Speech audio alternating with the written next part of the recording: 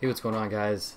It's Austin, and today I'm going to show you how to make a 1.8.1 Bukkit or Spigot server. This is actually the download for both of them. In my previous video that I did of this, it was only Spigot, but now I have both of the servers, so you guys can download either one you want. I would recommend Spigot, it's a little better, but Bukkit does come with this if you want it. Now, there's a little bit of an issue. People have been getting an error code, which I'll show you in a second, which is why I made this updated video. It was actually a problem with me because I didn't take into an account. I'm not going to go too in-depth what happened, but basically there's a thing in Windows that sometimes, depending on your computer, I really don't know what affects it. It's just some people are affected by it and some people aren't.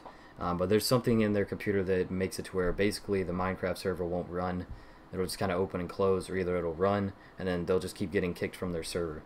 So I'm going to show you that error code, but first of all, you're going to want to click the link in the description below, and it's going to take you to a link to a Google Docs page, and then there's going to be another link in that Google Docs page, and then it'll take you to another Google Docs page, and then it will finally take you to a MediaFire download where you will download this file right here, which is a zip file. Yours might not have the same icon as mine because I have WinRAR, but it will be a zip file.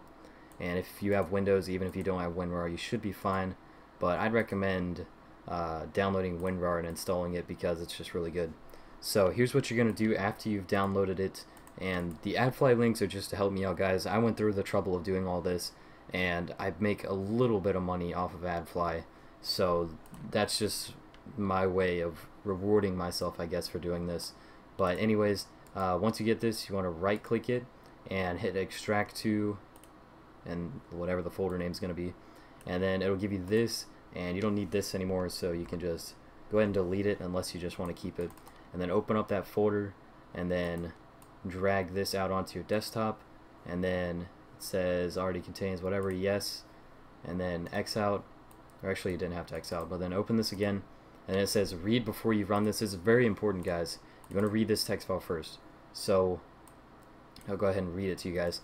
It says, note that you need to run the patch.exe file before the server will work. There's a problem that people keep getting that says server does not have enough space. So to prevent this, you need to disable your antivirus and run the patch.exe. Actually, that's not the exact error code. I actually need to change that. I have the error code right here. It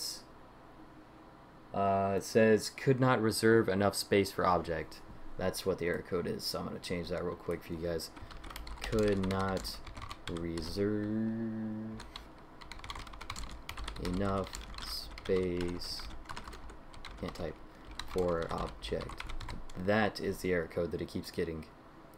So if you're getting that error code, which most people are, even if you're not, you're still going to have to run the patch because it's not going to work. To prevent this, you need to disable your antivirus and run the patch.exe file. So guys, the only coding that I know how to do is considered a hacking way of coding, just because it's more of like a brute force thing. I'm not really sure how to do a lot of things when it comes to coding, but I do know how to make some programs. Excuse me, I can't talk, but I know how to make some programs that are pretty easily can brute force through something that's as simple as a Minecraft server. But unfortunately, I did have to make it like a brute force program, which basically means it just pushes through no matter what. So you do have to disable your antivirus because your antivirus is going to notice this as a virus, so, or as a hacking tool probably, because I don't think it would detect it as a virus, but it's going to delete it. So if you downloaded this, if you downloaded the folder, like I said, the zip folder, and then you look in here and you don't see this patch.exe, that means your antivirus probably already deleted it. So just disable your antivirus real quick, re-download it, and yeah, there's no reason, or wait, no, yeah, the reason you need to disable your antivirus is because the way I coded the patch.exe file is with a hacking program. Yeah, I already explained that, but it explains it right here too. It's not going to harm your computer, guys. I have a channel here that I'm trying to grow very badly, and I want this to be my job. And if you didn't know, if you try and rat people on YouTube or put a virus on their computer or whatever, your channel can get banned. I would not risk my reputation to try and harm your guys' computer at all. So you can trust me, okay? Even though that sounds really cliche, you can. Alright, so what you want to do, the servers are in here. Here's the craft bucket server if you want to use the bucket, and here's a spigot, which I recommend using. And then here's a patch. So you just simply double click it, hit yes, and then look at there, patch successful. You are now ready to start your Minecraft server. So we go ahead, I guess you can delete this if you want, you don't exactly need it, but then you go into your server, you just simply copy this, you can paste it, new folder, create a new folder, you can call it Minecraft server, open it up, paste it in there, and then I already have a run file created for it right here. But if you guys do not have a run file created, because you can't just double click this, you definitely don't want to do that. You create a run file. To do that, you just right click, new text document, and then double click the text document, and you want to paste this, which will be in the description below.